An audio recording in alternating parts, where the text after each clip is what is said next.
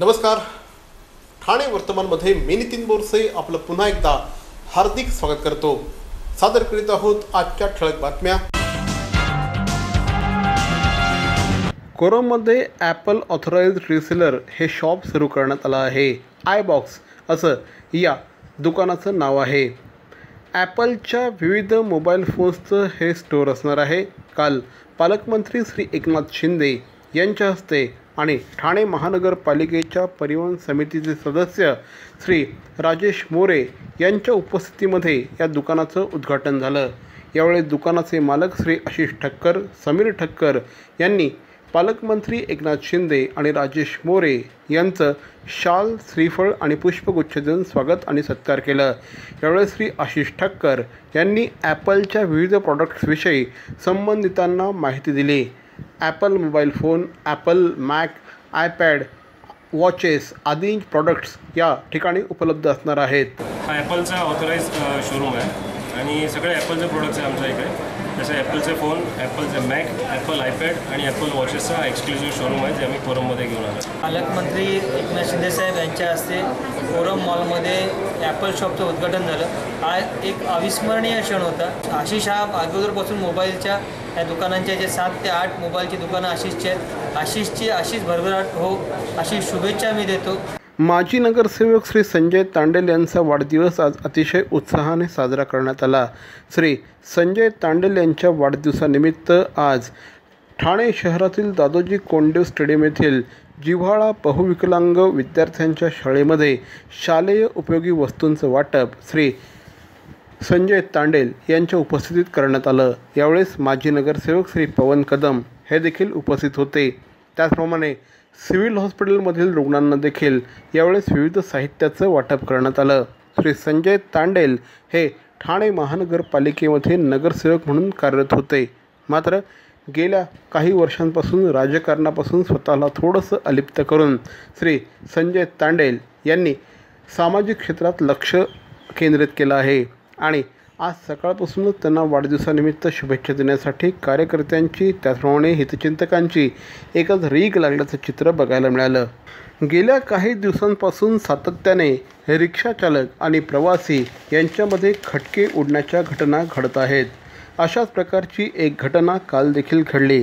काल शहाड परिसरातील 2 तरुणी रिक्षामध्ये बसल्या. स्टेशनवरून रिक्षामध्ये बसून नंतर त्यांनी खोपट येथे जाण्याचं रिक्षावाल्यास सांगितलं. मात्र मध्येच त्यांनी आपल्याला इतरत्र जायचं असल्याचं सांगितल्यानंतर रिक्षाचालक आणि प्रवासी यांच्यामध्ये खटके उडायला सुरुवात झाली. त्याचं पर्यवसन मारामारीत झालं. रिक्षाचालकाने आपल्याला मारहाण केली असल्याचं तरुणीचं म्हणणं आहे. तिने पोलीस स्थानकामध्ये या संदर्भात गुन्हा नोंदवला आहे. तर या तरुणीनेच पहिल्यांदा आपल्याला मारहाण केल्याचा दावा रिक्षाचालकांनी केला आहे. एकंदरीतच गेल्या काही दिवसांमध्ये रिक्षाचालक आणि प्रवासी यांच्यामधले संबंध चांगले ताणले गेल्याचं चित्र बघायला मिळतं आहे. या सगळ्या पार्श्वभूमीवर आता रिक्षाचालकांच्या संघटना त्याचप्रमाणे प्रवाशांच्या संघटना यांनी एकत्र येऊन समन्वय साधण्याचा प्रयत्न करायला पाहिजे.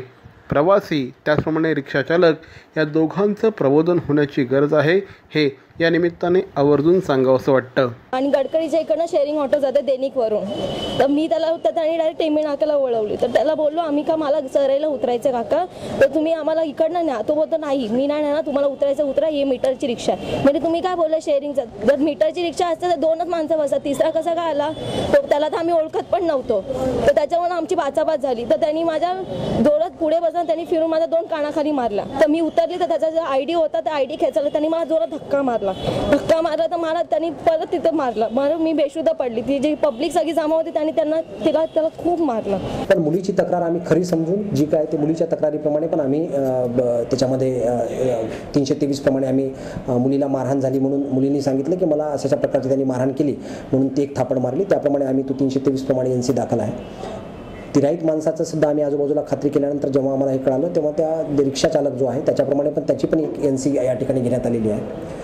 दोन्ही व्यक्तींना समजावून सांगितलं की कुठेही आमचा मुद्दा फक्त एवढाच आहे याच्यातून सांगण्याचा की दोन्हीवर कारवाई केलेली आहे, त्यांची जी तक्रार असेल त्याप्रमाणे कार्यवाही केलेली आहे पोलिसांनी.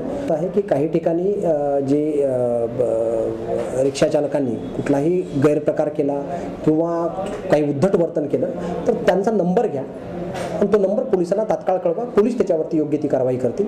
कृपया जनतेने जे आहे ते जनतेने प्रत्येक रिक्षाचालक हा गुन्हेगार आहे किंवा प्रत्येक रिक्षाचालकाचं काहीतरी चुकलेलंच आहे आणि चुकतंय अशा समजुतीतून प्रत्येक रिक्षाचालकाला बघू नये अशी माझी विनंती आहे. निसर्गातल्या कणाकणात ईश्वराचा वास, फुला फुलातून दरवळणारा मोहक मंद सुवास, याच सुगंधातून वसे पूर्णत्वाचा ध्यास. देवभक्ती अगरबत्ती दे आनंद हमखास. विविध सुगंधात उपलब्ध पितांबरी देवभक्ती अगरबत्ती आजच आणा घरात. बस रोक दो. कितने हुए भाई साहब? सर 55 रुपये. 55 रुपये? हाँ ये लीजिए. सर छुट्टे नहीं हैं. छुट्टी तो मेरे पास भी नहीं है. तो एक काम कीजिए सर, यूपीआई के किसी भी एप्लीकेशन से आप पे कर दीजिए, मेरा वर्चुअल आईडी पीछे लिखा हुआ है. अच्छा ओके ओके.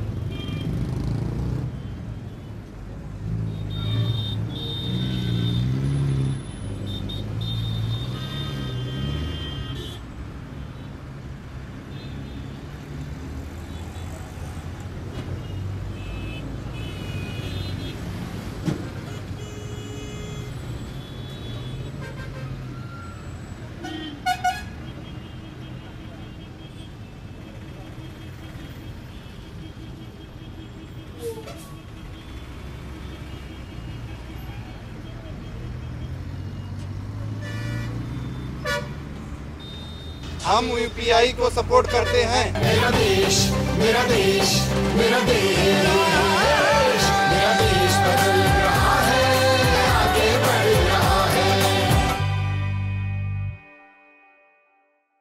बॅरॉन मेन्स स्टुडिओचा लग्नसराई धमाका. 50% महासेल. किती? 50% महासेल. हो, कुठल्याही कपड्यांवर चक्क 50% ऑफ. बॅरॉन मेन्स स्टुडिओ ठाणेकरांच्या सेवेत पुन्हा एकदा नव्या रूपात नव्या रंगात.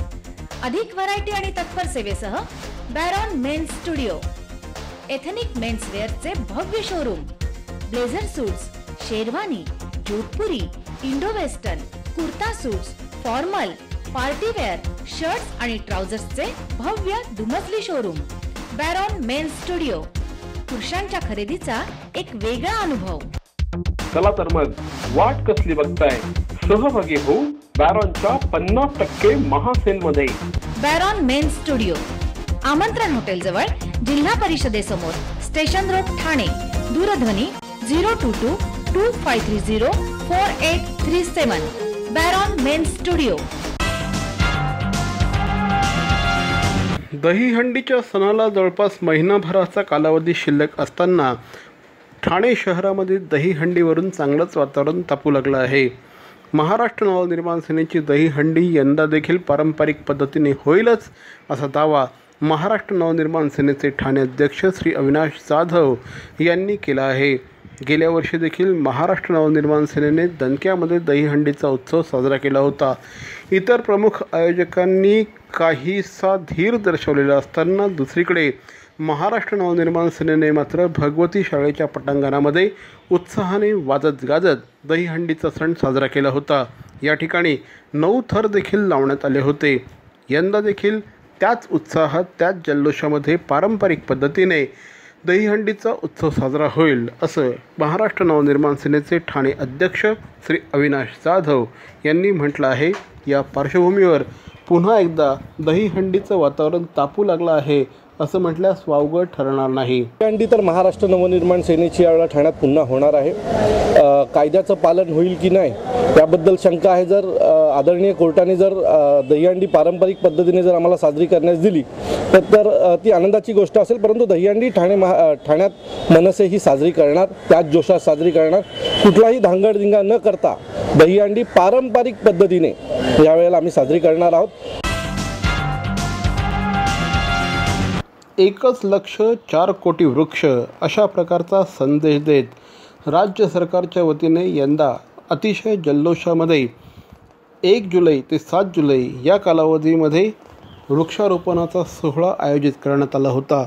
यंदा ठाणे शहराने देखील वृक्षारोपणाच्या या मोहिमेमध्ये बाजी मारली असल्याचं जिल्हा प्रशासनाच्या वतीने कळवण्यात आलं आहे. ठाणे जिल्हा प्रशासनाने यंदा जे उद्दिष्ट ठेवलं होतं त्यापेक्षा तब्बल 4 लाख वृक्ष जास्त लावण्यात आले असल्याचं जिल्हा प्रशासनाच्या वतीने कळवण्यात आलं आहे. गेल्या वर्षी देखील अशाच प्रकारे ठाणे जिल्ह्यामध्ये उत्साहाने वृक्षारोपणाची मोहीम राबवण्यात आली होती. यंदा देखील ही मोहीम अतिशय उत्साहाने राबवण्यात आली. स्वतः खासदार श्रीकांत शिंदे यांनी मांगरूळ परिसरामध्ये ही मोहीम अतिशय उत्साहाने राबवली. त्यामुळेच या संपूर्ण मोहिमेमध्ये सर्वसामान्य माणसं त्याचप्रमाणे समाजसेवी संस्थांनी अतिशय उत्साहाने सहभाग घेतला आणि त्याचा परिणाम म्हणून 4 लाख जास्त झाडं यंदा लावण्यात आली आहेत. आता प्रश्न आहे तो एवढा मोठ्या प्रमाणात लावण्यात आलेल्या झाडांचा संवर्धनाचा. कारण उत्साहाने आनंदाने झाडं लावली जातात, मात्र या झाडांचं नंतर काय होतं याची उत्तरं बऱ्याचदा अधिकाऱ्यांकडे देखील नसतात. या झाडांच्या संगोपनासाठी काय व्यवस्था आहे याची माहिती देखील अनेकदा अधिकाऱ्यांकडे नसते. त्यामुळे उत्साहाने लावलेली ही झाडं टिकवणं हे देखील तितकंच गरजेचं आहे. नाही तर लावलेल्या झाडांचा खर्च वाया जाण्यापलीकडे दुसरं काहीही हाती लागणार नाही. गेल्या वर्षी जी झाडं लावलेली होती ती किती टिकली याची आकडेवारी देखील शासनाने प्रसिद्ध करणं गरजेचं आहे. मरावे परी अवयव रूपी उरावे. अवयव दानाचा हाच संदेश जनसामान्यांपर्यंत पोहोचवण्याचा संकल्प घेऊन निघाले आहेत ज्येष्ठ समाजसेवक माननीय नानजीभाई खिमजीभाई ठक्कर ठाणावाला. त्याचसाठी काढण्यात आली एक भव्य दिव्य रॅली. अवयव दानासाठी सुरू आहेत ठिकठिकाणी जनजागृती सभा. लक्षात ठेवा, आपला अवयव दानाचा संकल्प वाचवू शकतो कुणाचे तरी प्राण, दूर करू शकतो कुणाचं तरी अपंगत्व अगदी कायमचं, फुलवू शकतो अनेकांच्या संसारात सुखाचे बगीचे. अवयवदानाच्या या महायज्ञात सहभागी व्हा. समाजरत्न श्री नानजीभाई खिमजीभाई ठक्कर ठाणावाला यांच्या पुढाकाराने जनहितार्थ प्रकाशित. अहो, आपण आपलं घर स्वच्छ सुंदर नेटनेटकं ठेवतो ना, मग आपण आपल्या शहराच्या बाबतीत उदासीन का? आपलं शहर स्वच्छ सुंदर आणि नेटनेटकं ठेवणं ही आपली जबाबदारी आहे, हो ना? मग उचला फोन आणि विना परवाना होर्डिंग्स बॅनर्स कुठे दिसले तर 1800-222-108 या टोल फ्री क्रमांकावर कळवा किंवा 75069464155 या भ्रमणध्वनीद्वारे आपली तक्रार नोंदवा किंवा महापालिकेने तयार केलेल्या स्टार ग्रेड ॲप्लिकेशनद्वारे आपली तक्रार नोंदवा. त्याची दखल त्वरित घेतली जाईल. लक्षात घ्या, आपला छोटासा सहभाग आपलं शहर स्वच्छ सुंदर आणि नेटनेटकं बनवू शकतो. जसं आपलं घर तसं आपलं ठाणे शहर.